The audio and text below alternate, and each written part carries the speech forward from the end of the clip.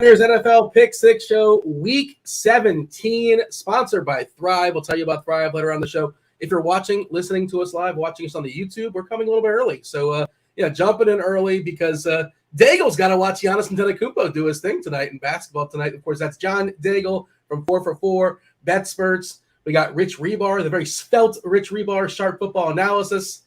Daigle, 3 o'clock show. I was checking the YouTube comments last week, and every once in a while I got to pop in there and see if anybody has anything to say interesting. And Luis Jose Lopez says, quick question. You guys will shoot at night because everyone is just drinking. Everybody's drinking on the show. And you confirm this? Are we drinking in the afternoon now? Are we day drinking? What are we doing now? Well, I confirm, to defend y'all, it's me who's always drinking on the show, and I know it. And no, it's only 2 p.m. here in Chicago now. So no alcohol, just coffee, but we'll jump into the wine right after this, I'm sure, to pregame for Giannis being in town, which is, again, I would love to tell you it's a serious matter, but no, we're just recording early because it's week 17 and I want to go see Giannis. That's it. I'm greedy. A man wins the movie contest and suddenly thinks he can pick everything. I defended you. I think it's a justifiable reason. Absolutely. And we have no issues. We're flexible here, obviously. I'm missing the UCF Duke Military Bowl game right now.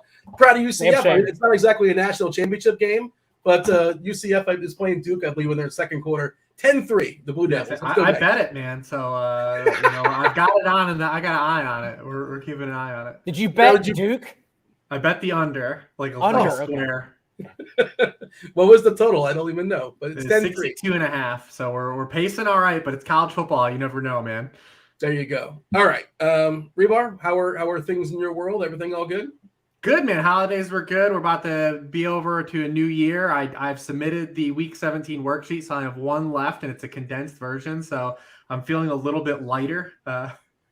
We're almost there, man. We're close. And weird stuff starting to happen, right? Like we got the Derek Carr news before the show. We're at that stage of the season where just like teams are done. We're going to see some guys sit out, all kinds of weird stuff. Injury reports would not have mattered if we waited another 5 hours to do this show. No. Because it's just going to be chaos this week. Daigle, did you take your victory lap? Because I saw you put a tweet out maybe like 2 hours ago basically saying this looks fishy with the Raiders. Their team total has dipped drastically. And then like half hour later, the news came out that Carr was benched in lieu of Jarrett Stidham. We did also see, for what it's worth, Colt McCoy did pass his concussion protocol, expected to play week 17. But you were on that. Did you happen to wager any American dollars in any way? Or no dollars wagered. Also, no victory laps in this house. We've done this job too long to know victory laps only come back to bite you in the end. So none of that. But I did note it in the recap podcast that we saved at the 4 for 4 feed, the most accurate podcast, until Monday afternoon, citing that everyone pretty much knew that Derek Carr had that injury out. Like if after the Super Bowl, if he could not pass a physical, his money was actually guaranteed because he was injured in the last 2 games. So it's something the Raiders are clearly trying to avoid now. And it sounds like with him having a no trade clause, we're just at the time of the year, like Rich said, to where we already know he's going elsewhere next year. Yeah, I mean, according to Twitter, he's already on the Colts. Is that what the smart money is? Well, to be fair, like, because I had a Colts fan get my mentions when I tweeted something about it, and I said, listen, buddy, keep it in the holster. Like, we're going to make the same joke for every mid-level QB in the Colts. Like, wait, Baker Mayfield to have a turn. Like, whatever mid-level quarterback's available, we're going to put him on the Colts. So just slow down. Like, we're just having fun here. He might be too young for the Colts. We get a couple more years. I don't know. We'll see. Stay tuned. 13-gamer, no longer a 10-game slate, 13 games. Of course, no Thursday night game, no Sunday night game, no Monday night game. Kind of a bummer. I was hoping we can get Buffalo and Cincy on the main slate. That looks like a fun one for sure. Main slate, only one game above 50 as far as the total. I should say one game above 48 as far as total. We'll be talking about it. It is the return, John. The Lions are home. So the Lions are they're sponsoring the podcast once again. They're back to their rightful spot. First game on the slate, the Bears in Detroit, in the Dome, 52.5. This is it's their rightful spot. Welcome back to the Lions. We're talking about the Lions again. John, lead the way. Our pick six line returns, probably because all of the falling knives across the rest of the league, but also you look up and the Lions have a 29.5-point team total. They are back indoors, where Jared Goff has, of course, thrown 20 touchdowns this year compared to only 6 on the road. Goff, who surprisingly did spike that QB2 finish overall against the Panthers this past game because he was a negative game script for basically the last 3 quarters, but 353 touchdowns, has now been a top 5 quarterback in 3 of his last 4 games. And again, we're back indoors. The real question here is, can the Bears carry their weight? Will Justin Fields play? Again, I don't even think waiting till Wednesday night we would have had to answer that, considering if he had gotten closer in the polar weather that I refused to go to, even it being free to go to that Saturday morning game on Christmas weekend, there was no way in hell you're going to catch me out there. And I can't believe people bought tickets to it. But in spraining his ankle in that game and only rushing for 11 yards against Buffalo, we do have to question, like, if he's even limited, will they just bench him overall for the next 2 weeks, since the number 1 overall pick is still right there for the taking for them as the Texans continue to play better every single game. So whether we get some push from the Bears or not sure, but I am confident in playing the Lions offense in a variety of ways, including golf, regardless. Is Amon-Ra St. Brown's at the first place you want to start? You want to start as far as the running game if you're going to, roster yourself some Lions. 29 team total, one of the biggest on the board this week. And St. Brown, of course, only 6 touchdowns now in the year because it just seems like Thanos has it out for him, just perpetually, inevitably getting tackled at the 1-yard line every single game, which also, because that has not happened the past few weeks, Jamal Williams now you see with less than 6 fantasy points in 3 consecutive games as well, since he doesn't catch passes. Yeah, Amon-Ra is the place where we start. I'm not expecting Shane Zylstra to have 3 touchdowns again out of nowhere. And then beyond that, Jamal Williams is also battling this injury he was limited as of Wednesday, I believe, last I checked. And so DeAndre Swift, single-digit touches in 6 of his last 8 games. Even though he's always rostered in tournaments because people keep citing his upside and getting ahead of it, of course he becomes chalky if Jamal Williams is out. If not, I may still find a way to pivot off of Goff and just play the touchdown game that I know Rich hates with Jamal Williams. Yeah, Rich, jump back in here as far as the Lions. Amon-Ra, your guy, everybody's guy at this point this season. He's going to be chalky once again. Lions still playing for something. Monster total in the Dome, 24% chance to make the playoffs, according to Nate Silver in 538. How do you get away from Amon-Ra? Like, it's in cash games. Like, I feel like he's one of the first players you put in. I assume we'll have salary by the end of the week. I'm guessing you're still on board as far as Amon-Ra? Yeah, in cash games especially. I mean, he had 10 catches against them earlier in the year. Bears allowing 10.4 yards per target to opposing slot receivers. That's 30th in the league, 30th in touchdown rate. I mean, he is, to his peers, he is a little different because he's more like kind of apex Keenan Allen. I mean, he's only averaging 6.3 air yards per target. Doesn't get any deep targets downfield, so he does have to run hot on volume to get there. He's that kind of player. I think if you do want to get different in tournaments, I think DJ Shark is right back in play here. Kind of ran into a couple bad matchups the last couple weeks, but still got there last week. I mean, he has 29.4% of the team air yards in his games played. It's allowed him to hit 90 yards in 3 of his past 4 games. And the Bears are allowing a 40% completion rate on throws 20 yards or further downfield. That's where 32% of Shark's targets come. So definitely some upside, I think, with Shark, where he's priced too, if you want to, go that route and get in with some doubles like we did a couple weeks ago when they faced the Vikings. And I don't necessarily blame the young players for the Bears, but it's just clear that since they traded both Roquan Smith and Robert Quinn, that's when the crumbling really started happening here. And now since that time, since week 9, 152 rushing yards allowed per game, a league high 32 points per game, when no other team is allowing over 30 in that time as well. It's just the fact that the Bears defense, you can get them however you want, which makes the Lions offense, the way we stack it, so intriguing.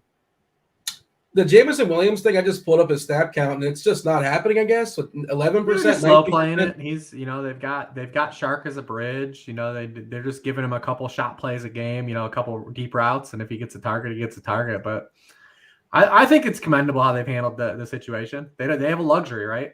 Is it an ACL he's coming off of? It's ACL, yeah. Right? Mm-hmm. Okay.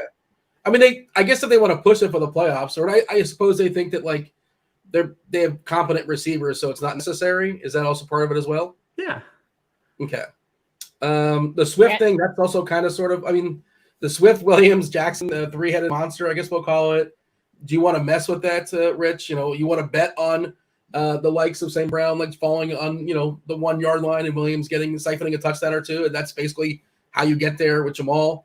It's hard to listen, predict. the fantasy community has long not needed much to play DeAndre Swift. We've seen it repeatedly, right, over the course of the season. Like, all I need is like a crack in the door, because it used to be for the last month, right? It's been, hey, DeAndre Swift's not on the injury report.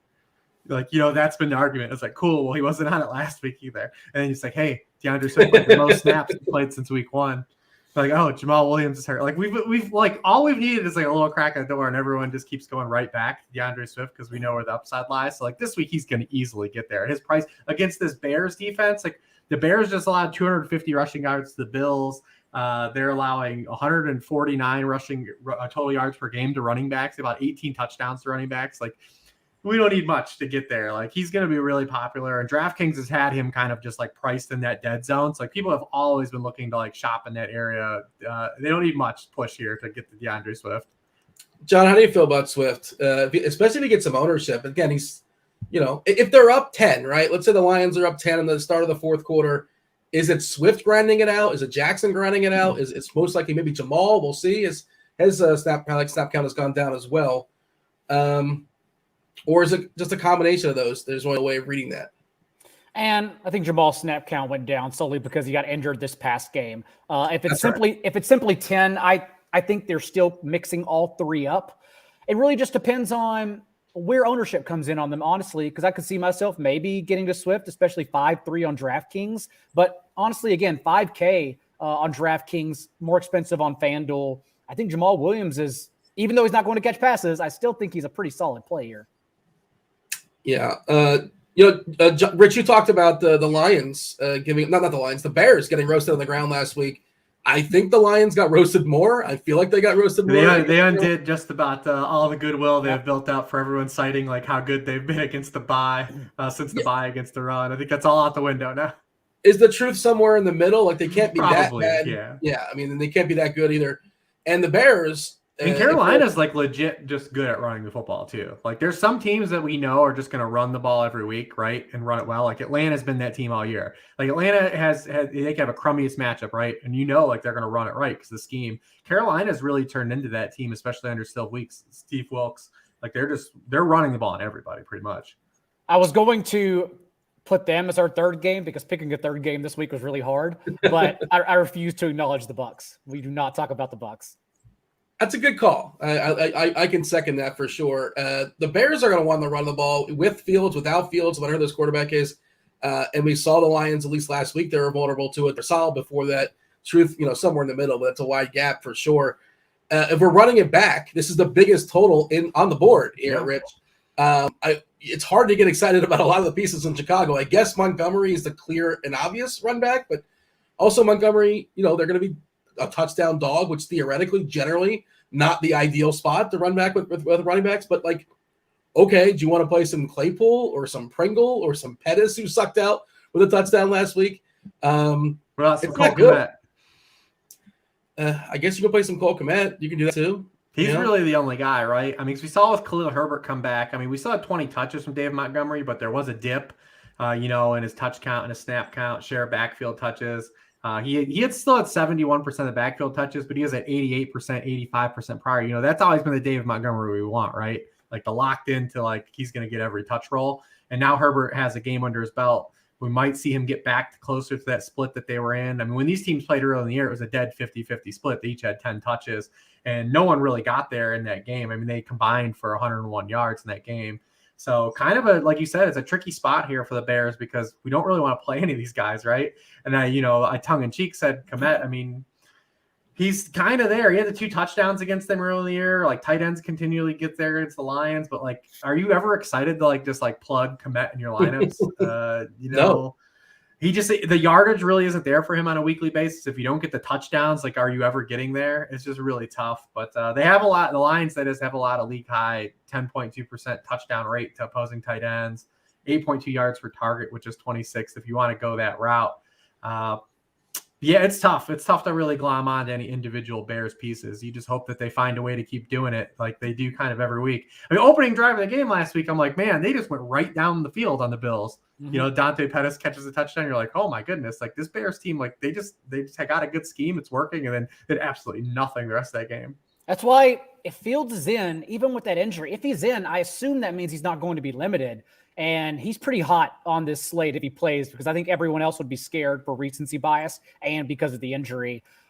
Again, like those 11 yards didn't help us out since he's still now 196 yards shy of Lamar Jackson's single season rushing record. Probably can't get it. But also remember, he had 140 and 2 touchdowns last time rushing against this Lions defense when they played. So I'd be interested in Fields and Kmet. Like Rich said, his 5 touchdowns still were in that 3-game stretch. No other touchdown in any other game around that time.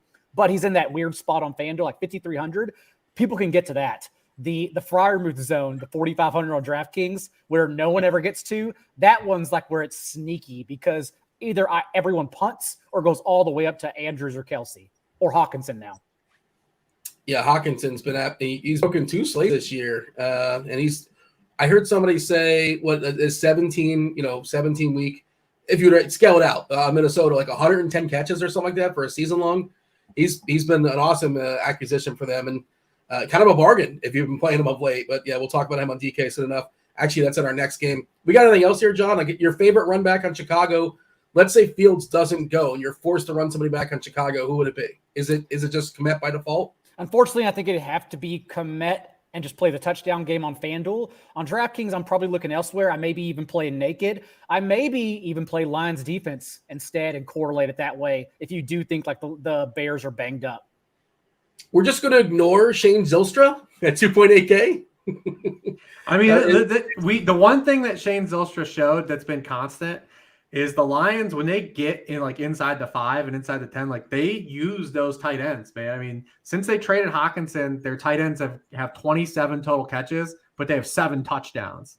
And 5 of them are inside the 5-yard line, just one longer than 7 yards, which was the Brock Wright one against the Jets. But like that's like a part of their offense, legit. Like they're throwing the tight ends down there. Which is amazing considering they were not throwing to TJ Hawkinson down there. Yeah. TJ Hawkinson was holding back Shane Zylstra, apparently. No one's expecting it from those guys.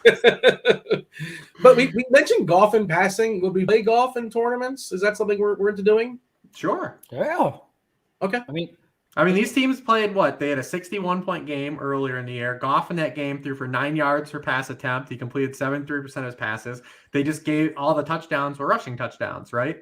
That's and that's the whole crux when you go to like Goff's road splits. Goff's been fine on the road. It's just they have a bunch of rushing touchdowns. The Lions have scored a bunch of points on the road. Like people always keep citing their like stats on the road.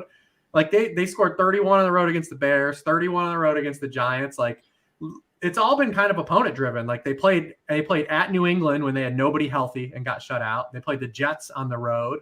And they played the Cowboys when Amon-Ra got hurt 10 snaps in the game. Like those are your road splits. And the theme this week, we talk about it every week, but really this week, DraftKings and took Christmas off and just didn't touch anyone's price. Unless you're Richie James, who everyone played, they just didn't care at all. So Goff is still just 5,600 perpetually this week. We have Minnesota facing the Packers. 48.5 is the total. Green Bay, 3-point favorite here. Green Bay fighting for their lives as far as making the playoffs. They still do have a chance. Minnesota, I believe, is essentially locked into their spot. They have a mathematical shot to get that first round bye, but almost definitely it's going to go to Philadelphia. We'll see on that. Stay tuned. I'll throw this to you, Rich, as far as opening this up. Minnesota versus Green Bay. A little bit concerned as far as Jones kind of beat up last week, was on the trainer's table for a bit. He seemed to come in at a game kind of hobbling as well. We don't really know where he's going to be. We assume, I guess, for the sake of the conversation, assume he's good to go. But just worth noting, Wednesday afternoon, talking about the Packers, Rich. Yeah, I mean, this game is it's the Vikings, right? Like the Vikings are like the Lions, like for us, right? Like they play in these games every week. They can't stop anybody. They've got electric players on offense. Since week 10, the Packers are allowing a league high 6.3 yards per play. The Vikings are 30th over that same span. So we're expecting there to be scoring. And the Vikings can't run the football anymore. I mean, since week 11, they're averaging just 3.4 yards per carry on running back carries. Only the Houston Texans are worse. The Packers would seem to be a matchup to invite them to be able to do that. But we thought about that against the Giants last week, right? And they've just really swerved into being pass heavy. Kirk Cousins has thrown 143 passes the past 3 weeks. They are 6% above pass rate expectation of it. So it's not just all game script, like them just kind of trying to come back against the Colts in that 33 nothing halftime game. They're just throwing the ball, man. They're just winging it around. And you look at, their receivers. We talked about TJ Hawkins a little bit. TJ Hawkinson is 4th in the NFL in routes run since getting traded. Like there's just a massive volume here for this offense. Justin Jefferson is 1st. Adam Thielen is 3rd. Like they're just throwing the ball a lot, and that's what we like. They don't stop anybody, and they've got an efficient passing game, right? So the question is, is that going to help Aaron Rodgers? Because we've had Aaron Rodgers now in multiple spots. He's trying to get on Sunday too. He's faced the Lions. He's faced the Bears. He's faced the Titans. He faced the Dolphins again this past week, and like he's not getting there. Like this pass game's not getting there. They're not putting up any type of a punch in terms of scoring a lot of points, and it's kind of bogged these games down. So we need the Packers to kind of be electric here too, and we're hoping the Vikings are just bad enough to allow it. It's so. What do you think is go ahead. Say it's so frustrating too because Brian Daigle changed his game plan and allowed Daniel Jones to throw 42 times, knowing the Vikings secondary is the weakness and where you attack them. But again, like Rodgers, the fact he hasn't reached 300 yards in any game this year. We keep, like Justin Herbert in fantasy, not in real life, but in fantasy, we keep wish casting like the Packers offense into something they just aren't. And they have battled a lot of injuries. Christian Watson, DMP as of Wednesday as well, which takes a lot of pop out of this offense and may lead to some cheap plays for us to stuff in between Randall Cobb, Romeo Doubs, list goes on and on. But yeah, it's just the fact that the Packers offense, although they have been much better in EPA per dropback, top 5 since week 10, like for fantasy, it translates to nothing. It feels like a great spot for Watson if he can go, if he's a full go. Question for both of you guys. I'm kind of framing this, and Rich sort of set this up, and all the good matchups we've seen this year for Rodgers. What's the highest? Give me his highest DK score of the week. Give me the number you think his highest DK score has been the entire season for 1 week. What do you? I'll let John go first. His highest finish was QB7, and that's the only time he's finished inside the top 11 all year. I think it was week 7. I could be wrong, but I will go 26.5 points. Okay, yeah, you're speaking season long term. Which, by the way, I have a season long question in the YouTube chat that I want to get to in a second. What's up, YouTube chat? Thank you for joining us. Hit that like button. Let us know in the comment section if you want us to come back for the playoffs, because right now it's teetering. We're on the fence. We don't know. Let us know in the comment section. Hit that like button as well. Rich, C26. You want to raise it? You want to go lower? We want to go Price is Right style. You think he's way too high? The biggest score for Aaron Rodgers, a DK scoring this year. Well, he doesn't have a 300-yard game, right? No. Correct. Yeah, so he didn't get the bonus. So, yeah, I would say it's probably a little lower. I would say it's probably a little bit lower than that. He was what? Maybe the Titans game, or is it the Cowboys game or the Titans game? It was the Cowboys game. It's got to be the Cowboys. All Yeah, it's got to be. Yeah. So, yeah, probably a little bit lower. Maybe right around 20. Yeah, 20.36 is his biggest output this season. Just worthless. Just if you X them out every single week, you're ahead of the game. I mean, he's thrown for 222 yards per game. That's the lowest in his career as a starter. His 6.8 yards per pass attempt. He only has 1 year as a starter lower than that. And there's still probably room to get there, especially if Christian Watson doesn't play. I mean, he's just the offense, like Daigle said, like they're in efficiency metrics, they've been good, and they're scoring points, but they're scoring them slow, and they're not like they don't have a lot of electric plays outside of Christian Watson if he doesn't play. One thing that though will be interesting about this matchup though is the Vikings have thrown a lot at the walls here. Like they've really tried to like fix their defense. Like they're trying different things, and they've really switched to playing a ton of man coverage, and it's made it even worse. The past 3 weeks they played man coverage on 32% of opponent passing plays. That's the 4th highest rate in the league. Prior to that, they had played man coverage on just 11% of passing plays. It was 31st in the league. And they've been getting absolutely crushed. That's significant because it does open up like a guy like Allen Lazard, who has significant splits versus man versus zone. He's been targeted on 27% of his routes against man coverage, just 15% against zone coverage. And we saw those splits in play again last week against the Dolphins. He dropped a bad one and was open for another one that Rodgers missed him on. And then Lazard has run 250 routes this season with Watson off the field, and he's been targeted on 22% of those compared to just 18% with Watson in the game. So there is an opportunity, I think, here for Lazard to kind of go overlooked. I mean, he's clearly the guy that's going to be on the field the most here. And I think a lot of people are going to immediately just go to Romeo Doubs. If Watson doesn't play, I think people will be in.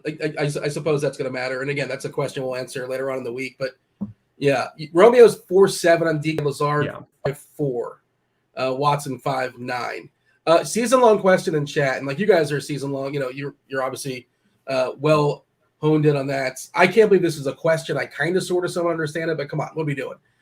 Question here in chat from Richie. I'll ask you, John. Feel free to disagree, Rich. Goff or Mahomes in the finals? What are we doing? You play Mahomes. I know he's playing Denver, but what are we doing? It's the only way to justify the question is that the last 3 weeks, it makes sense. Everyone panics. It's the playoffs. Everyone overreacts in the playoffs because you have to win. I get it. We're all worried about every little matchup.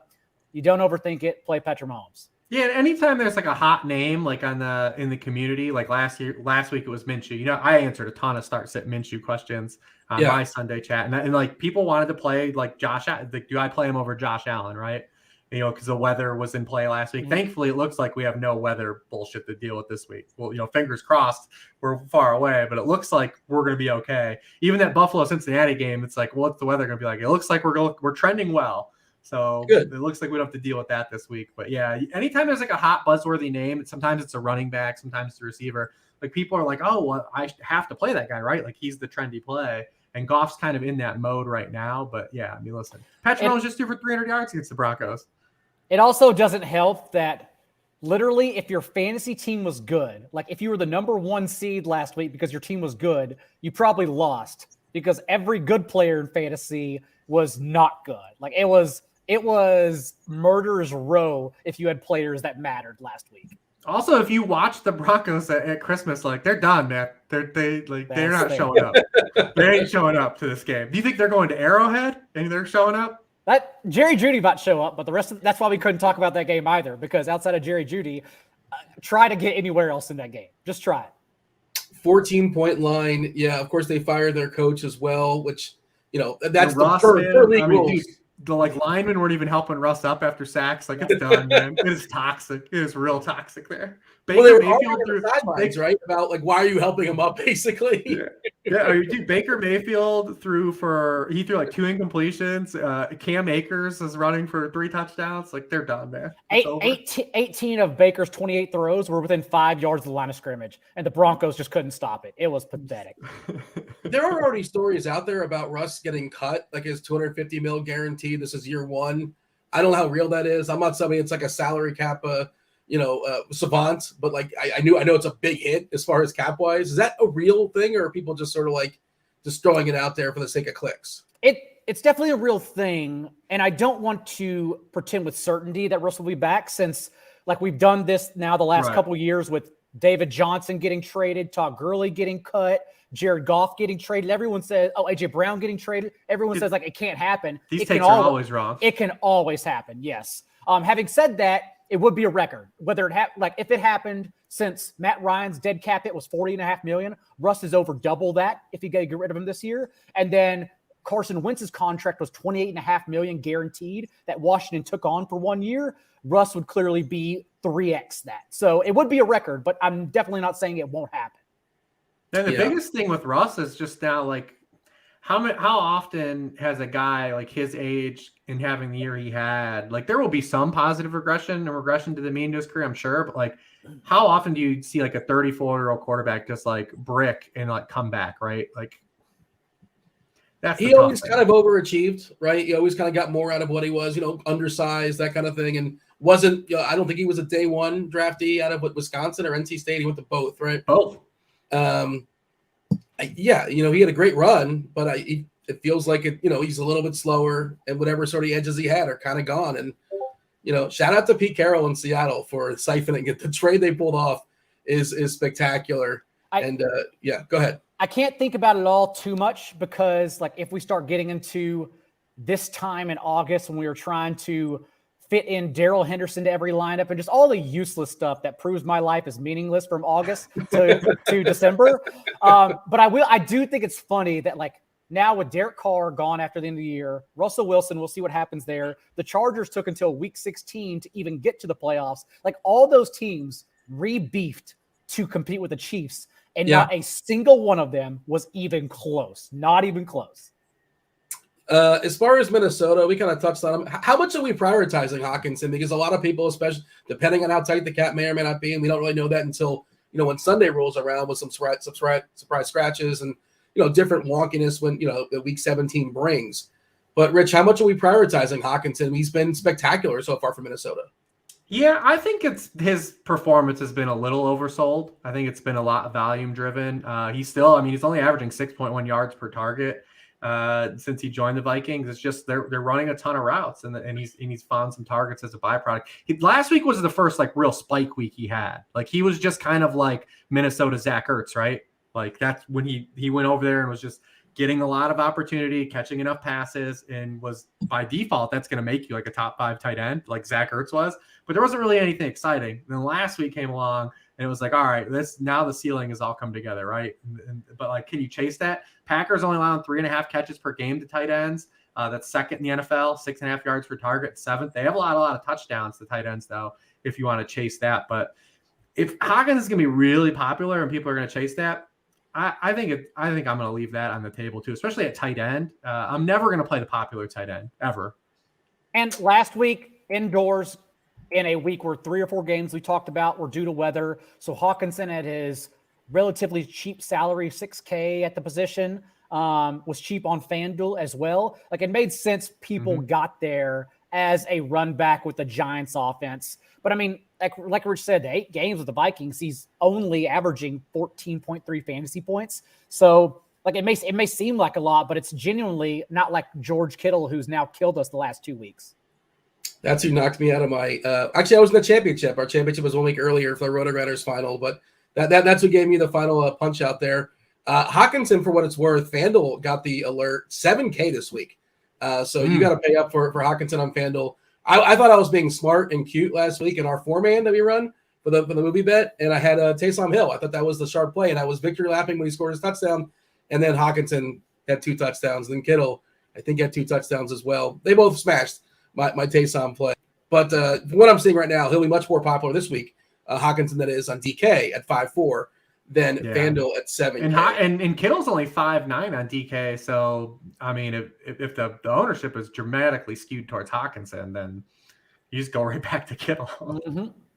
Early because that total sinking, but the 49ers team total continues to increase.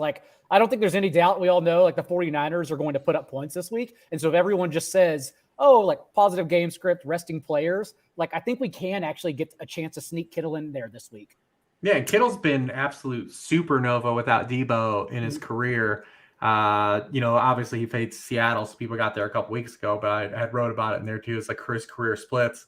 I mean, he now has been targeted on 29% of his routes and had 29% of team targets in games with Debo Samuel on the sideline. 3.3 yards per route run without Debo on the field compared to just 1.9 yards per route run with Debo in the game for his career. 14 of his career touchdowns are without Debo Samuel on the field, just 8 with him on the field. So, I mean, yeah. I mean, he basically is that guy that we saw when he set the record, right? When he first set the record for yardage. That's basically where he's at now these last 2 weeks. And I doubt we see Debo again in this game because why push him? So, is San Fran essentially locked in their spot? They really can't go up or down, more or less? They can get the 2 seed, I believe, still, right? Yes. Okay. Can they not get the 1 seed since the Eagles? They have a 1% chance to get a first round bye. Okay. Yeah. Because the Eagles need to win one of their next 2 games, which it sounds like why they're trying to rush Jalen Hurts back. But then also the Cowboys play first on Thursday, and the Cowboys can win out. And it depends what the Vikings and Commanders do. Also, why this game is interesting for the Vikings and Packers, because if the Eagles win, the Vikings don't really have a reason to play for higher seeding at all. So they play the afternoon game. So they actually may be motivated to take it a little easy. Okay. So you're saying Minnesota might pump the brakes a little bit. They're playing at 4:30. If they have their eye on Philadelphia plays the Saints at 1. They should win. The way I believe it, yes. I was sifting through everything over Christmas weekend and Monday, trying to get all the scenarios down. but it does seem like everyone's kind of just waiting on that first game for the Eagles. The only reason the Cowboys are motivated because they play first on Thursday. So they have to win and then just let the weekend take care of itself. The Cowboys needed 5 things to happen last week, and they all did. So like I know people say like, oh, it's out of possibility, or like you need a lot of luck to happen. Like teams are still playing for a lot of luck to happen. So listen, the Vikings are trying to get Justin Jefferson this record. That too. Yeah. That's happening. Yeah. What does he need for the record? About 200 yards, something like that? He needs like 230, right? Like, yeah, it's fewer than what he averages per game. Yeah. By the way, for what it's worth, early optimals, and it's worth not a ton on a Wednesday afternoon, but it is interesting because we tend to see differently. DK has like real tight ends hitting the tight end spot. Hawkinson, Kelsey. That never happened. Jesus, that's never happens. Yeah, it's Hawkinson, Kelsey, Kittle, and Dallas Goedert. The first 4, basically all the ones hitting optimals are actually real tight ends on DK, which just of note. That's kind of interesting that I just kind of noticed with our Albert optimals. Okwegmunam's not hitting optimals. He is not. Oh, I did see somebody just say Albert O season and like, hey, it's the long con, right? With the flop flag 17 weeks later. Is he stone min? He has to be minimum. Yeah, right? he's 25. Yeah, Okay. is he in the player pool? That's why he's hitting. That's why he's hitting. Yeah. Yeah, I mean, when you talk What about you're not playing Judy, I guess you can talk yourself into Albert O. No, we're not talking ourselves in Albert O. We aren't doing it. We aren't doing it. Fair enough. We're done with Minnesota and Green Bay, I think. Let's talk about the Jets in Seattle. Oh, listen, you got anything else? Well, yeah, I mean, I don't know. What are we doing with the Packers backfield? I think we're waiting, right? I assume. Yeah, I guess. I guess clarity. Yeah, if we. But Aaron Jones is going to be inactive. Wait, you say inactive? He won't be inactive. Yes, but I think is that like they have a real chance to make the playoffs, and he's a gamer, whatever you want to call it. But is he actually going to play? And that's like reading the beats and like following stuff like that. I think he's going to play too, but I don't know how much he's going to play, and that makes him probably a fragile play. And if you want to consider AJ Dillon, I think that's certainly more in play. But again, everything's sort of up in the air, and I don't really know what we can say on a Wednesday afternoon. But feel free to add to that, John. But it's some guesswork now. Even around Aaron Jones, Dillon has at least 3 targets in 4 consecutive games. They may not seem like much, but if we think he's going to get a bulk of the touches, because Aaron Jones, who has now been limited in consecutive games, would be limited again after having his ankle rolled on, I think Dillon probably becomes a better play if Aaron Jones is active than anything. We got Brian in chat saying, should I bench Aaron Jones for Akers? And like, I don't know, man. Yes. Yes. What? Yeah. I mean, yes. yeah, I think you have to. Okay. Yeah. I mean, unless Aaron Jones all of a sudden is a miracle in practice. Unless you're like a super dog, unless you're a dog and like you feel like you have to chase like that 30-point outcome, like, I mean, Cam Akers is in a tremendous spot. Yeah. 2 weeks ago, also, he handled 15 to 17 running back touches. He has 80% of the team's running back touches the past 2 games. It would have been more against the Broncos if they just weren't up by 4 scores and benched him to rest him. Like, he would have gotten every single touch in that game. He's got 6 touchdowns his past 4 games.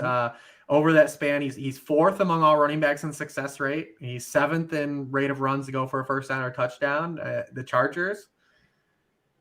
Yeah, man. I mean, I think you got to. I think that's where it is. I have him Akers higher than Aaron Jones in my rankings. I'm sure someone will pull that up, at some point, but then clip that. But if Zach Moss can average 5.5 yards per carry against the Chargers, Cam Akers will be just fine. All the season long guys are putting up on our chat, and they all have Akers. Probably. I know we got to stop doing this. We have to stop answering start sits. Oh, you're right. Yeah. We're setting a slippery slope here. Yeah. Yeah, but like I just set it up, so I don't want Jacob to be a swerved here, But now Travis Etienne versus Cam Akers instead of Aaron Jones. Now it's Akers versus Travis Etienne. Who's got to take on this one? Are we just riding Akers all the way? Oh no, man, I'm playing Etienne. Okay. Yeah, coach came out basically and said that like no game is worth nothing. I'm misquoting it. There was thought that the Jags, who basically have a game next week versus Tennessee, winner gets in. That they might throw this game out versus Houston, but not today. I think that's always been like incorrectly stated for the Jaguars because everyone says it's only a 6% chance, like on 538. One, yeah. Doug Peterson doesn't know that, and 2, they can still win and then lose in week 18. That's all you need to know. Like, if you can give yourself even a small chance in week 18 to lose that game and sneak in, of course they're then playing to win this week. So I just thought always that was way overblown. The counter it always is anyways, man. We all get caught in the weeds and this stuff so much. I mean, even just, again, we're talking about the Vikings. Like, it's week 17. They have 2 games left. Like, these guys aren't going to be, like, outright sitting a lot of players. Like, it's just not happening. All right, Jets versus Seahawks. Am I the first person to say? I'm sure I'm not. Geno Smith, revenge game? Jets versus Seahawks, 42.5 is the total. Seahawks getting 2 points here at home. Mike White versus Geno. You struggled here, John, and understandably so. The board, we have 13 games, but it's quantity versus quality, right? But what can you sell me as far as Seattle and the Jets? We can start with Mike White. Well, let's start with this game overall because, like, we could talk about Giants Colts, but none of us are playing Colts unless it's maybe Jelani Woods.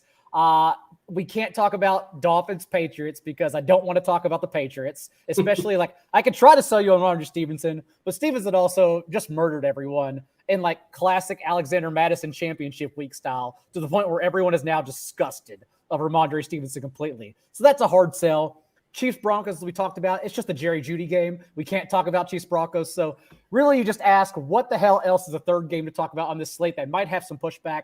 And although I still question what Seattle can do, because we tried to put Marquise Goodwin and Tyler Lockett's shoes last week, and we saw how that went. And DK Metcalf did get injured in that game. Otherwise, he was soaking up everything. But at least we know how the Jets run their offense with Mike White, because in his 3 starts earlier this year, 43 pass attempts per game, and they were in the top half of the league in pass play rate from neutral game script, basically just revolving all around him. And so now you look across these matchups, and we at least know, despite Seattle being a top team in defending receivers from the boundary, we know they moved Garrett Wilson enough around for it not to matter because 1, he's Garrett Wilson, and 2, he averaged 21.5 fantasy points with Mike White compared to just 8.8 with Zach Wilson this year. And then you look at the other matchups, and if Seattle is tough on the boundary and we need some cheapies in our lineup, everyone's trying to save salary here, I do think Elijah Moore is somewhat interesting. He had a 13% target share from Mike White earlier this year, but also Seattle's been burned for the second most touchdowns, 11 to wide receivers from the slot, where he's run 70% of his routes from week 12 on in between Corey Davis and Garrett Wilson. So I think there are at least quite a few options here for the Jets offense. Jets still fighting to make the playoffs, 15% chance according to 538. Seattle as well. So 2 teams that have a shot to make the playoffs that aren't in just yet, 27% for Seattle. Rich, what side of this game appeals to you most? We're assuming, I guess, right now, at least projections, I believe, are that Lockett is in. If he's in, he's a good value. We don't know. We'll see. Stay tuned. We're just Wednesday. But, you want to talk Seattle, you want to talk Jets? I think, like Daigle said, I think this game is more like if you want to find an ancillary piece or 2 for salary, that is fine. I don't know how much ceiling potential there is in this game. I can't. What kind of ceiling does Garrett Wilson have? The Seahawks have allowed 100-yard receiver, and it came in week 1.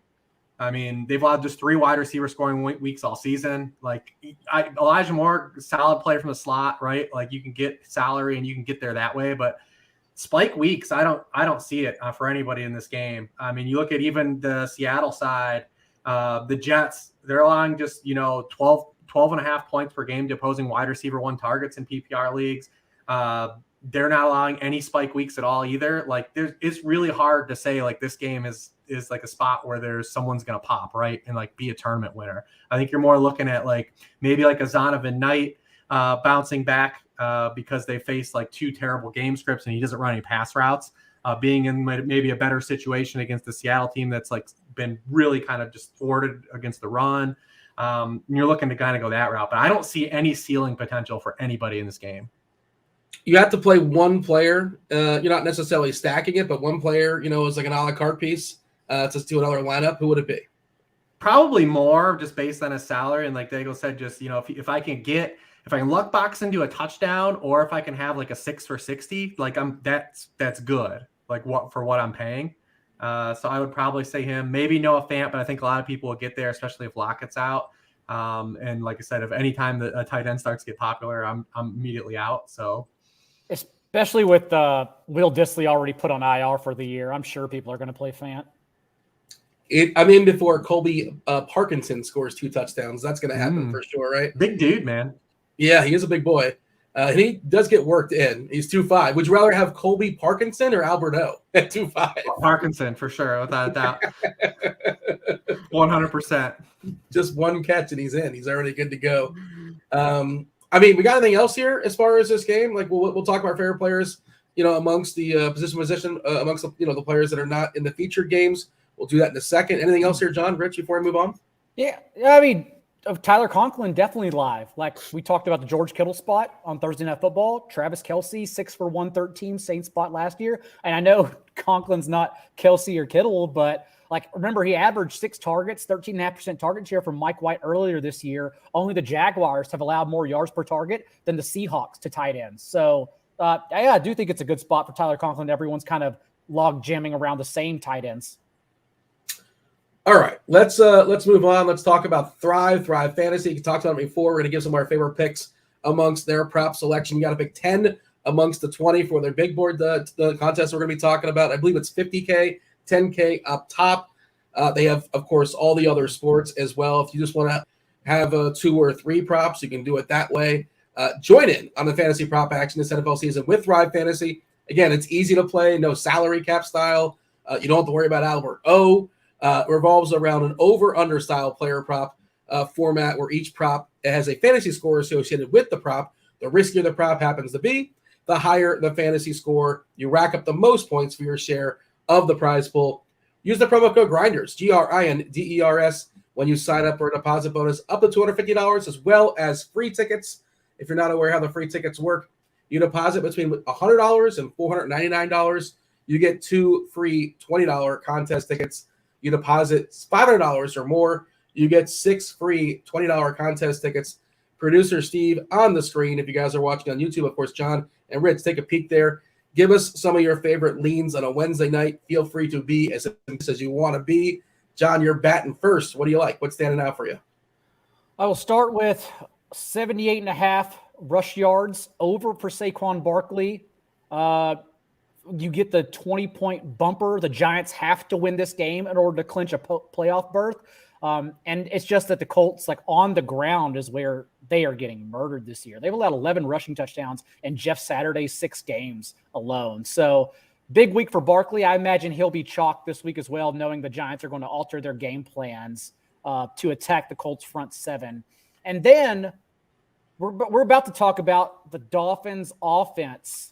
But I'm still on board with Tyreek Hill over 7.5 total receptions for that little 10-point bonus. I think it's still a pretty sneaky spot here for Bridgewater and company. All right, Rich, see those picks, raise them. I see Aaron Rodgers, 245.5 passing yards, but theoretically should not be that hard against Minnesota. But we talked about his inability to pass for a lot of yards this year. You're getting 110 points for it, what it's worth. That one was kind of interesting to me. Some names on the board you want to cross out. Derek Carr, obviously, 2 expecting to play as well, but you just got to pick 10 of these.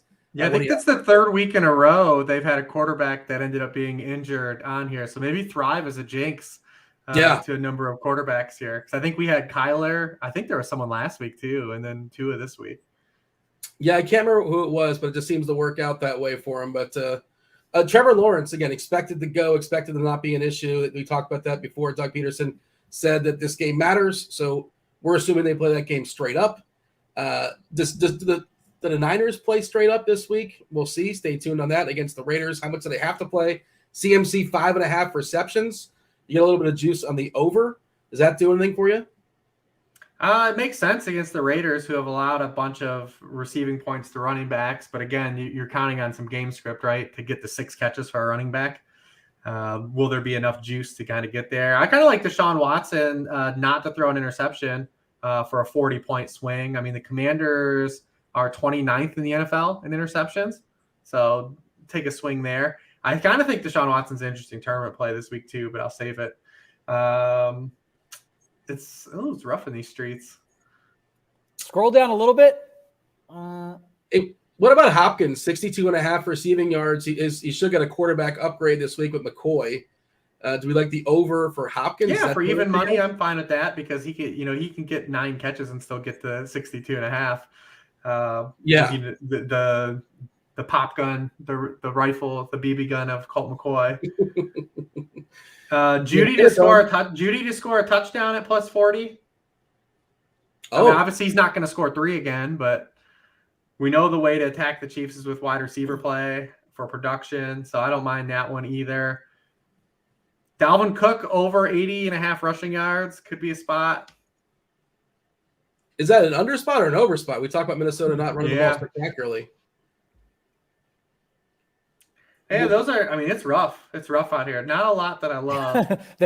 they're giving you 110-point bumper on Cam Akers 2 touchdowns. You need 2 touchdowns, but it's 110 points. You get 155 points if he scores 2 touchdowns. Like that's, and you really can't bet the under like you can, but like what's 45 points? That's not that useful, right? But you know, if you're feeling froggy, you want to be ambitious, you want to chase that Cam Akers game. I guess you can, but I don't feel great about it. All right, we gave that enough. Check out the promo code again. Is Grinders Thrive. You get yourself a nice sweet deposit bonus. Let's give our favorite plays position by position. Well, you want to talk about your Cleveland Browns there, Rich? Go for it. Talk about the Browns. They're not my Browns. But I will say that for this spot, though, in particular, one, it's easily the softest spot that Watson's had since he's come back, and you know, tough matchups and playing in terrible weather, like that's probably going to be kind of alleviated here. Just high leverage spots are what's held them back, right? I mean, he's completed just 42% of his passes on 3rd down. That's ahead of just Trace McSorley since he came back. 31.8% of his red zone passes have been complete. That's last in the NFL. 10% of his deep targets also last in the NFL. The Browns also have 8 drop passes over that span, which is the 5th most in the NFL. So not a pretty good run out here, but Washington, by far the best, softest matchup that they've had. 7.1 yards per pass attempt. They're 30th in touchdown rate allowed. They are 26th in passing points allowed per attempt. They're also 23rd in rushing yardage allowed to opposing quarterbacks. So I do think at his price, it is kind of an interesting week and kind of like this jailbreak kind of setting we have for fantasy this week that I think that he's definitely – I'm going to build some stacks because you can run him back with Brian Robinson really easily. So I like kind of doing some Brown stacks here.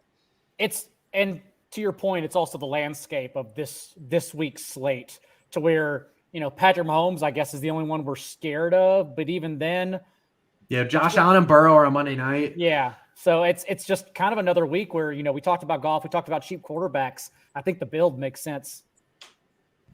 What about John the cheapies like a Minshew, assuming he draws the start, and Daniel Jones coming off a nice game as well? Giants are still battling. I think there was another cheapie that was kind of sort of someone interesting, and I'm losing it. I can't find it for some reason. Teddy Bridgewater? Brock Purdy? Is he kind of interesting? Yeah, although Purdy's been more of a floor player, and they have blown out teams, so they haven't need to push him necessarily.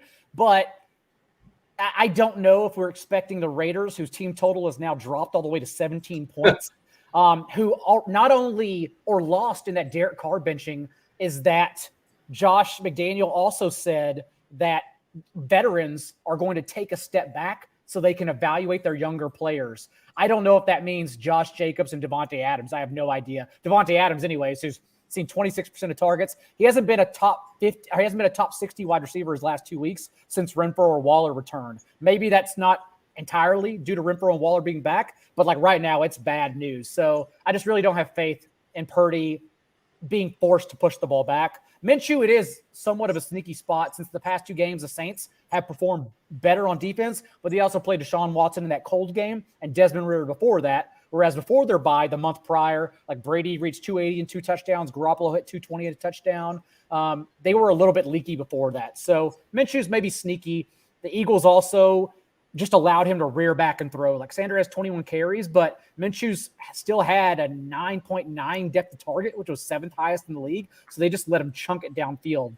But I still think Teddy Bridgewater is really interesting here because it's the same splits we talked about with Joe Burrow last week and the Patriots defense being susceptible in the red zone for 5 games in a row now. But more importantly, against above average quarterbacks, they've plummeted. They've been an entirely different defense that looks much better whenever they play Zach Wilson and Mitch Trubisky. Like Tua, Lamar Jackson, Aaron Rodgers, Kirk Cousins, Josh Allen, Joe Burrow, they allowed 18 fantasy points per game, which on the year would be QB9, QB10, a QB1 in fantasy points. And we can then argue that Miami's system, which hasn't been run properly by Tua, who's failed in tough matchups the last month of the season, Miami's system is still better than the Patriots' defense. And so if we're just trying to bring along cheap quarterbacks anyways, we know the targets are only going to 2 players. It is Tyreek Hill with a 31% target share. It is Jalen Waddle with a 21% target share. The next closest is Trent Sherpa with a 9% target share. So it's just Tua double stacks without Tua against, in a soft spot, in my opinion, against the Patriots defense. So I like Bridgewater a lot. Rich, running backs, you mentioned Robinson. Are we assuming Gibson doesn't go? He's got a couple body parts right now with a knee and a foot. Did not practice on a Wednesday. We'll see. Stay tuned. Do you like Robinson either way? Even if I don't think it matters. I mean, he's out-touched him 78-37 the past 4 games. And you saw last week, dude, against this is the most egregious game plan I may have seen in the NFL last week, what Washington did against the 49ers. I mean, they had a run-heavy game plan against the 49ers. And, like, it wasn't Heineke threw for 9 yards for pass attempt in that game and got benched. He did make it. I mean, it was a bad interception he threw.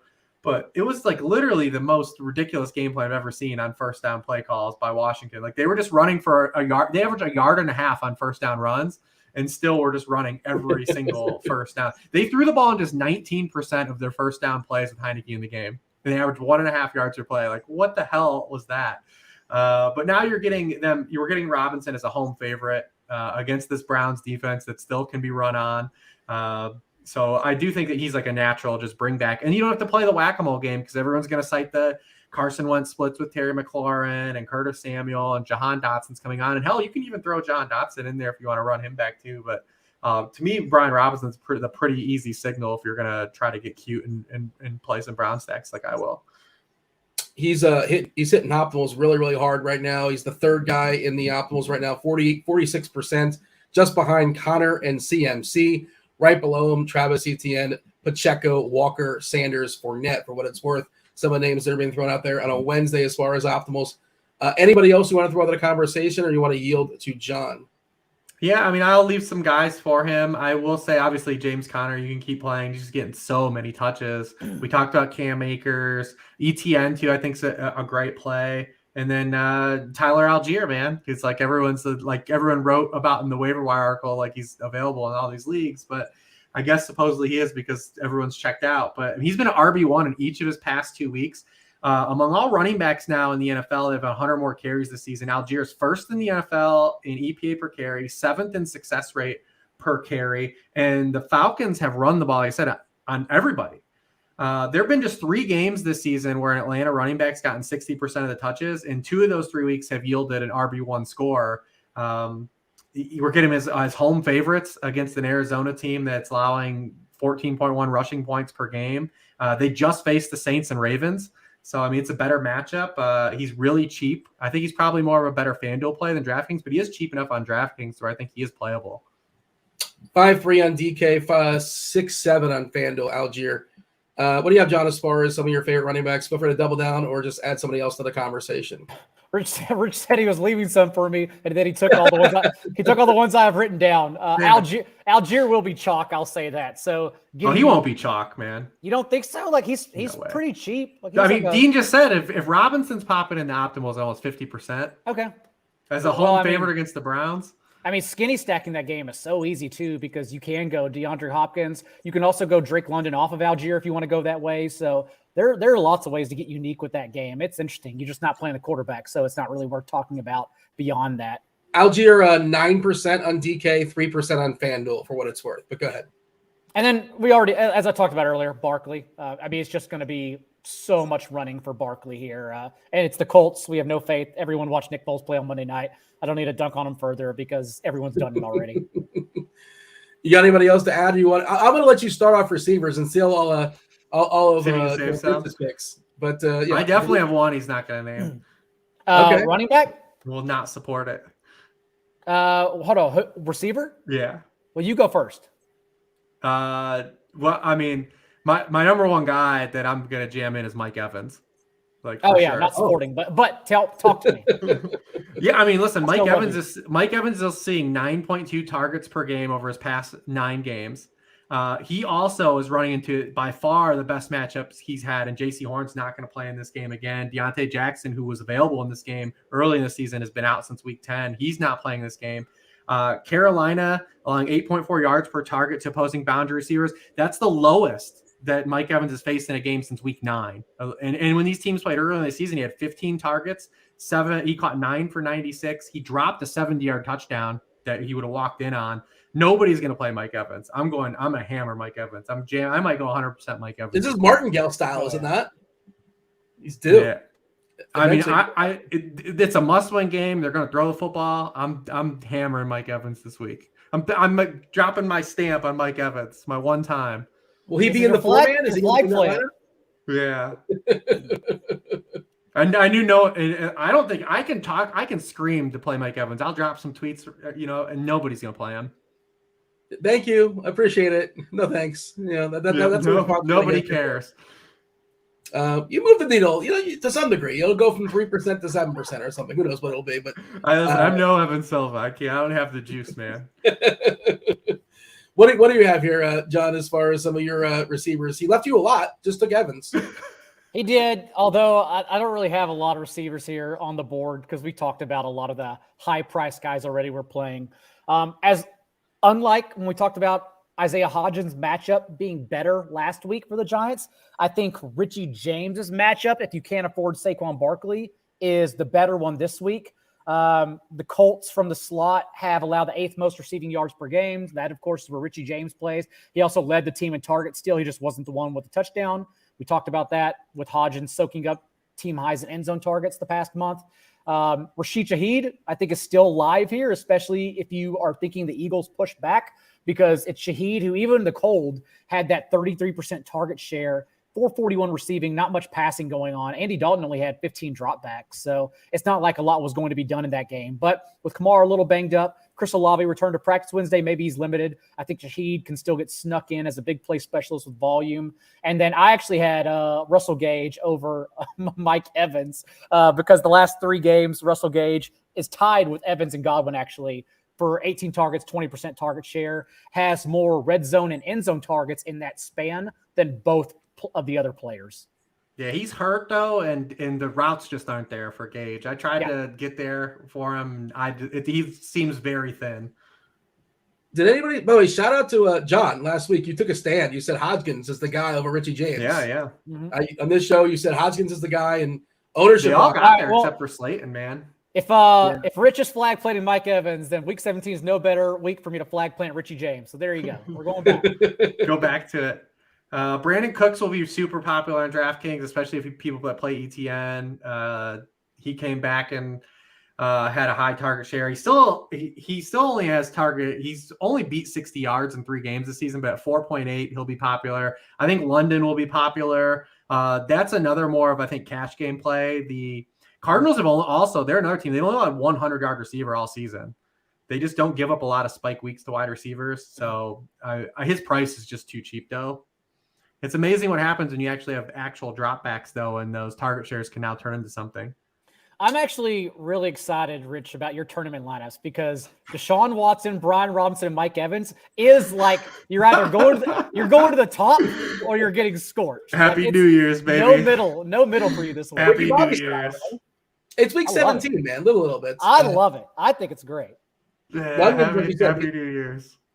We're gonna wake up. We're gonna wake up in a stupor and watch some Commanders Browns. Hell yeah. I ain't watching that. I'm firing up Red Zone or Netflix. I don't know what my options are. Hey, in the chat, they're asking about stone minimum still. Are we chasing this Greg Dortch? Was that a product of, I guess, Brown might have been reprimanded to some degree. Also, he's kind of injured to some degree. Well, how real was Dortch last week? 11 targets. How much was that of their quarterback have the ability to throw the ball only like 7 yards? 3K on DK. Is that usable, John? Or is that just like 1 week and then we're moving on? I believe the report was Marquise Brown was using his cell phone in a meeting, and that's why he was benched for the first half and only played 66% of snaps. But he still came off the bench and at least from Trace McSorley, the plan was to hammer whoever the slot was with targets because McSorley couldn't get to the ball to the boundary. Like DeAndre Hopkins had 1 catch on 10 targets. That wasn't happening, which is why it's the bounce back week if you're not playing James Conner, who's in an amazing spot, you are going back to Hopkins from Colt McCoy. I will say, though, about Dortch, that role in the offense has kind of been the one constant that's been good. Like the slot role for the Cardinals has been amazing. They're second in the NFL in slot receptions. Only the Buccaneers are higher because Godwin gets 300 like just short bunny targets per game, it feels like. But whether it's been Dortch or Rondale Moore, like whenever they've kind of had one of these guys like in the lineup, they've been good. And Dortch, anytime they've got an extended run, has been really solid. It just, you're trying to use the crystal ball of like, is he actually going to be playing? Because for 2 weeks in a row, they played AJ Green over him.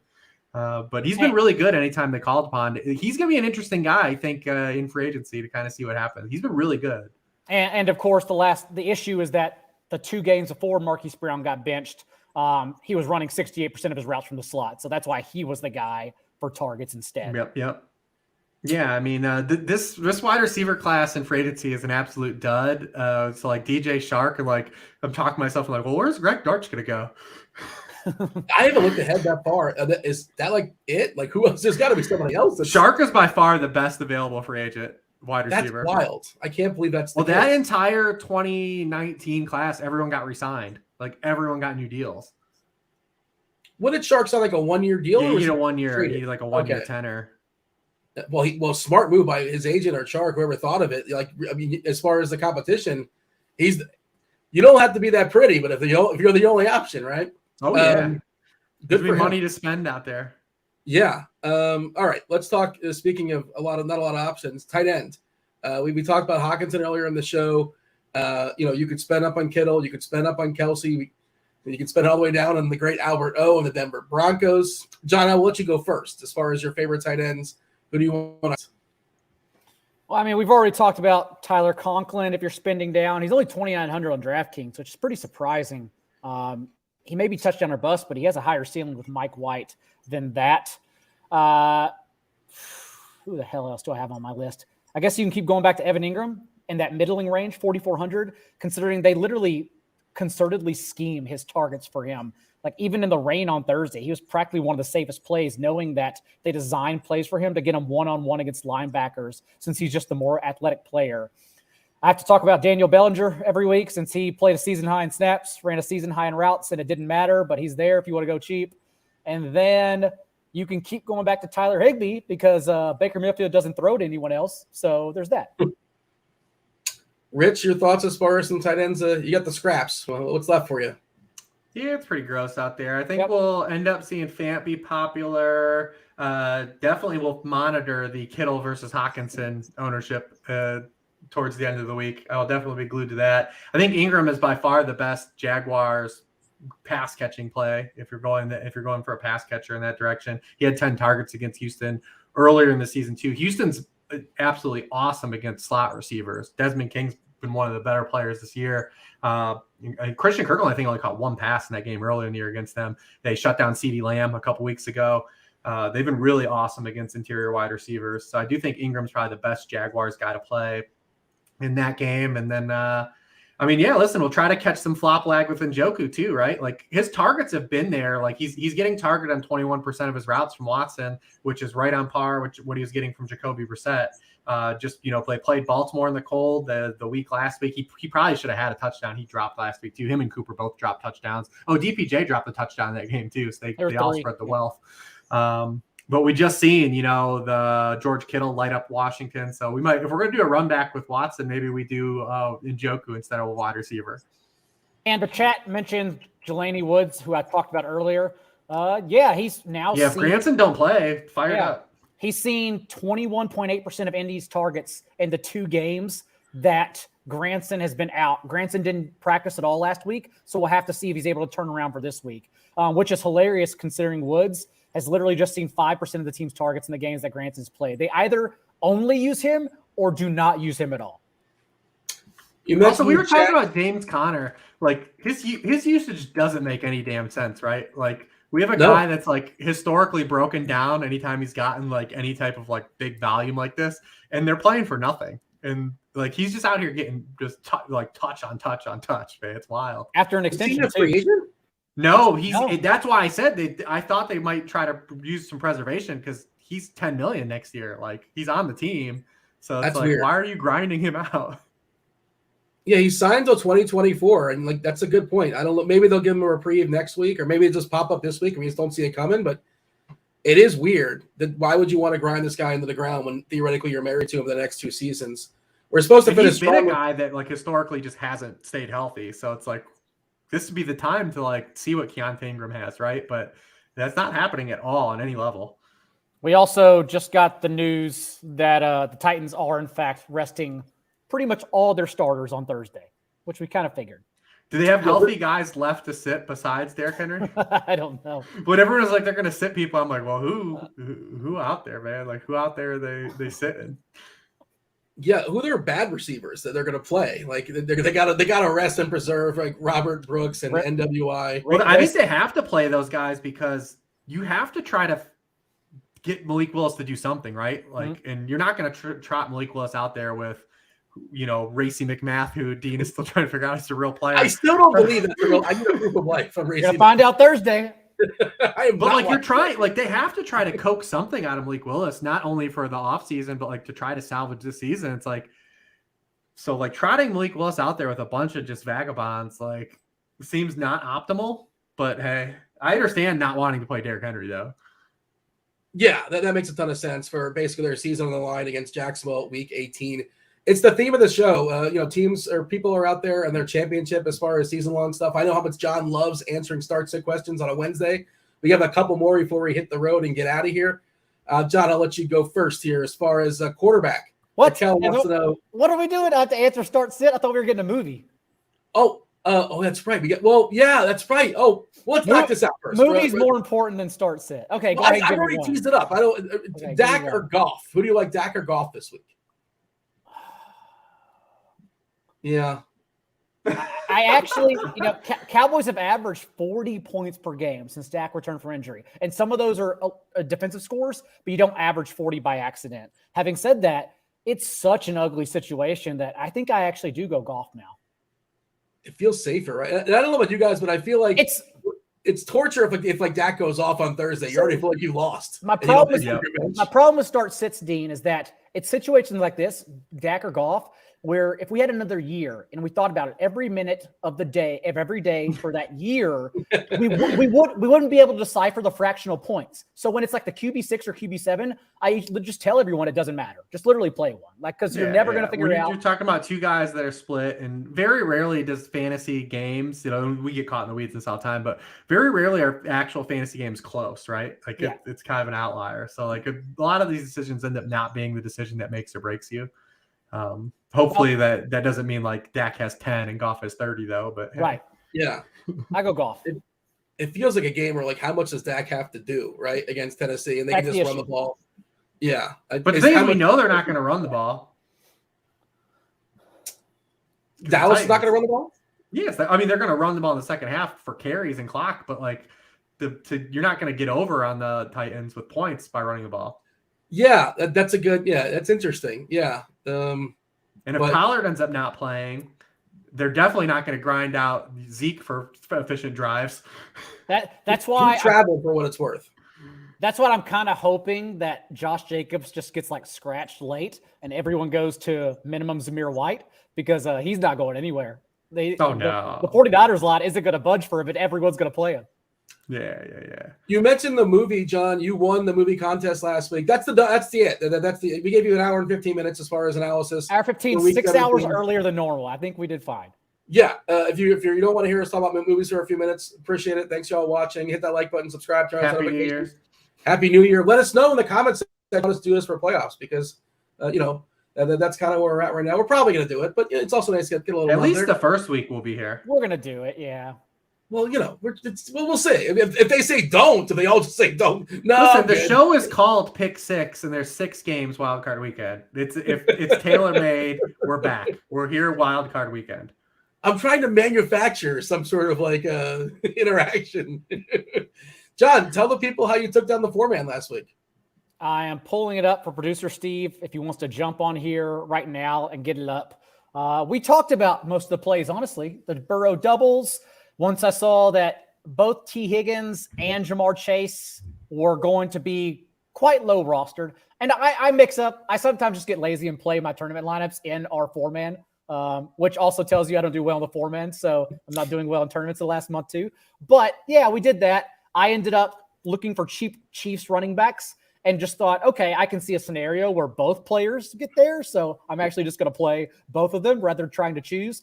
And then Rich and we discussed the skinny stack possibilities around Washington, San Francisco. So Ayuk over Kittle, played Noah Fant cheap, thinking maybe Will Dissly's injured, but either way, Noah Fant was interesting against the Chiefs in a run back situation. And then, Dotson over McLaurin, just because that's what fit, honestly. And then the Texans, I like the Texans to win outright anyway that game since they've been playing better over the last month of the season. So it's just kind of a defense that I thought was pretty sneaky compared to the chalk that was going on.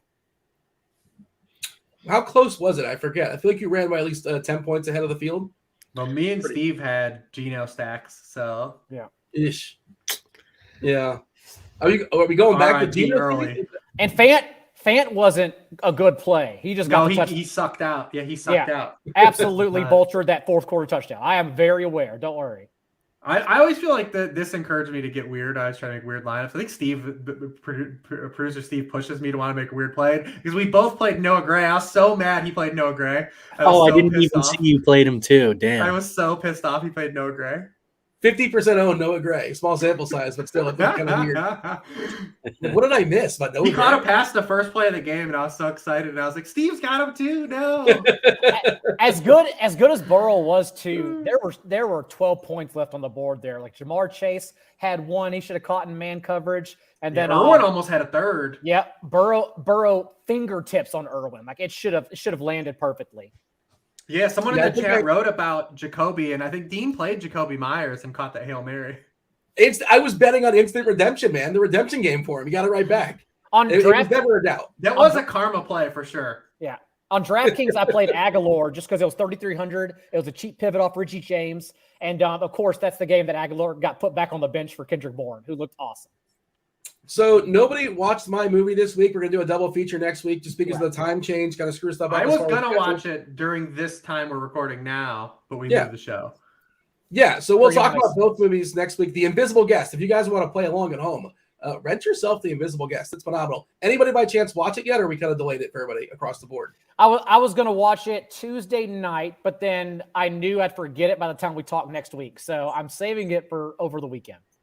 All right, John, are you going to be kind or are you going to turn heel on us? So what are you going to give us as far as a movie to watch? Theoretically, the rules are it's a movie you like. Have you debated? Do you have several options? What are you going to assign for homework for the three of us? Unlike the three of you who are very kind souls, Oh, no. I am not giving options. Also because we have limited time, but I also want to get back because everyone usually suggests, if you look at the chat, if you look at Twitter, everyone suggests sports movies. And I think a lot of sports movies are kind of lame, honestly. What's the Notre Dame one? Brian's Song? Is that? No, that's the one. Rudy. Rudy's awful. Rocky is it's a good movie. Stop it. Rocky is objectively terrible movie. But I think a fun one that everyone would have a great time with, and we could keep pivoting because Sideways was more of a serious but amazing movie. We had just an amazing artwork piece in Spider-Verse. My son loved the picture, by the way. He was excited. It was a great picture. Rich, by the way, everyone, because he showed us on Twitter, bought his son a photo from the Spider-Verse movie. It's incredible. So I think we should get to one of the greatest sports movies of all time. That is The Longest Yard remake with Adam Sandler. Oh, no. Stone Cold Steve Austin, Goldberg, Nelly, Burt Reynolds, Kevin Nash, Chris Rock, Michael Irvin. Nelly. I could keep going on and on and on. It is one of the greatest sports movies of all time. It's not even the greatest sports movie named The Longest Yard. It is absolutely the best version of The Longest Yard. And it's the most fun you'll have watching a sports movie. Is it even the best Adam Sandler sports movie? I haven't seen Hustle yet. Happy Gilmore? Happy Gilmore's better. But, the rules are the rules. And, you're the king of the castle this week. And Yep. We can't argue it. I remember like the football game kind of being all right, like shot all right. Like they did okay with the football scenes. It's not even Lawrence Taylor's. Isn't Lawrence Taylor in the movie too? No. I feel like he is, right? Am I wrong? It's like I'm confusing him in Any Given Sunday. There is another. That's Any Given Sunday. Yeah. Okay. I can't remember either. It's been a while since I've seen it. He saws a car in half in Any Given Sunday. That's a great football movie. Maybe we should have watched Any Given Sunday, but that's too good. We need to go to the Longest Yard remake. Courtney Cox, Great Khali. I can keep going. It's the best cast you'll ever see in your life. The Great Khali, that's right. He does make an appearance. He's like the Great Khali is in that movie. See? Now you're there are a lot of wrestlers in that movie. Now you're interested. Terry Crews is in it. I forgot about that. Yep. Hell yes, he is. Yep. Just the fact, Bob Sapp. well, I don't want to spoil it. I don't want to spoil anything. Joey Diaz. Okay. Tracy Morgan. I forget. I haven't seen it in a long time. A lot of great names. I'll give you that. Awesome cast. It is stacked. See? Oh, Sandler's getting his boys always, man. They're always coming together when he calls on them. Richie Small says he'd rather watch The Replacements again. Hell no. No. Follow the rules, Richie. We were watching The Longest Yard. Not the first version. That one's not good. Go to the remake with Adam Sandler. That's the assignment for this week. I want the Shane Falco negative talk here. I mean, how dare you besmirch The Replacements? And yes, Jerry Maguire was better too, but that's not John's goal to give us the best movie. No. I don't think. And The Replacements was really good. Yes. Also, it was fun. If we were allowed TV assignments, I would assign everyone to go see Friday Night Lights immediately because it's one of the greatest TV shows ever created. And yeah, that's about it. I've watched every episode of Friday Night Lights with the exception of the last episode of Friday Night Lights, which is the weird. I don't know why I did that, but that's what I did. I'll watch it one of these It's days. got a good series finale too. Yeah. It's a very strange thing. It doesn't make any sense. Last Boy Scout, they're talking about in the chat. Is that the one where that's Bruce Willis and Damon Wayans. Yeah, and somebody's got a gun in the field, I feel. Is that spoiler? Okay. Little Giants is a classic. Don't get me started on the annexation of Puerto Rico, the most ridiculous defensive play of all time. Blue Chips was a classic. Yeah, shout out to Shaq and Penny Hardaway and Nick Nolte. I think the greatest game ever played, the golf movie with Shia LaBeouf, is also really good, but it's like a seriously good sports movie. Shia LaBeouf's in a good golf movie? Yeah. The greatest game ever played. Hell yeah. It's awesome. Yeah. I've never seen it. It's a solid movie. It's my favorite golf movie. I think Tin Cup is highly overrated. It's not that great. That was an 8, right? Was the most memorable 8 or something like that? Is it a famous line for that movie? I haven't seen that in forever. They're quite a bit. You got to let the big dog eat. He didn't shoot an 8. He shot like a 22 on the last hole or something like that, and was considered an American hero. That's the best part. Yes. Major League is the best sports movie, by the way. That is. Is it? It is good. Yes, it still holds up. The answer for me, I believe it's Moneyball. I think Moneyball is the best sports movie of all time. How about that? I think Moneyball's really good. Yeah. The book is really good. I'm happy to see the meme come back, the Moneyball meme. Which one? There's so many. Well, this is the player. This is Scott Hatteberg, and I love the memes that people have gotten really good at those, and they are very enjoyable. No, Major League 2 is absolutely trash. Carlos will not stand for this. Carlos is excellent. Back to the minors, the Buzz. Remember the Buzz? That's Walter Goggins is back to the minors. He's the power hitter. Is it? He's a power hitter in Major League. He's the star. He's like the main star of the minor league team. That's it's like one of his first movie roles. I had no idea. I know the guy from 24 is Pedro Serrano, right? The guy that sells his Allstate. David Palmer. The best is it number 2 or the minors where they tell the catcher That's sending two. They're sending him to AAA and he says the line. He says the line. They're sending me to Omaha and I don't even live there. He can't throw a ball to second base, correct? And he's like back to the pitcher, I believe. Yep. He can't throw it back to the pitcher. What about the Hernan Gomez movie? Yeah, that was good. The Sandler movie. I can't remember the title. Yeah, Hustle's good. You should watch Hustle. I'll watch Hustle, but I won't watch it this week because we were watching The Longest Yard. That's right. And The Guest. Yeah, Invisible Guest feature for you guys. This will be fun. I want to win it this week. Maybe I'll give a real good sports movie as a redemption. But we'll see. I'm going to see your movie, John, and then raise you. Great movie. Yeah, I mean. Well, Dean, let's get off here so you can see if UCF can come back. Yeah, it's not looking good, is it? Yeah, they're down after 3. Okay, yeah, we've been on way too long. Appreciate it. Daigle, tell the people where they can find you. at 4 for $4. And we are running a sale. Literally, corporate has made the sub $4.44 for the rest of the season. That's a lot of fours to say. But through the Super Bowl, with all of our DFS content, all of our betting content as well, all of the Discord content where I go in there and do chats for betting and DFS, literally $4.44. If you ask to start sit in this chat, get your ass over there and get a sub. Rich? Alan Reeves on Twitter, Sharp Football Analysis. You can see this show every Wednesday with my guys Daigle and Dean, including the playoffs, including Wild Card Weekend. Pending a lot of likes and some positive talk in the comment. We'll see. All right, that was Rich. For producer Steve, for John, for my UCF Knights, for Albert O, for the longest yard, for Giannis Antetokounmpo. This was the NFL Pick 6 show, Week 17. Good luck if you're playing season long. If this is a championship, take something down. Just win something in DFS. Championship every single week. That's it. That was the show. Get out of here. We're out of here. Holla.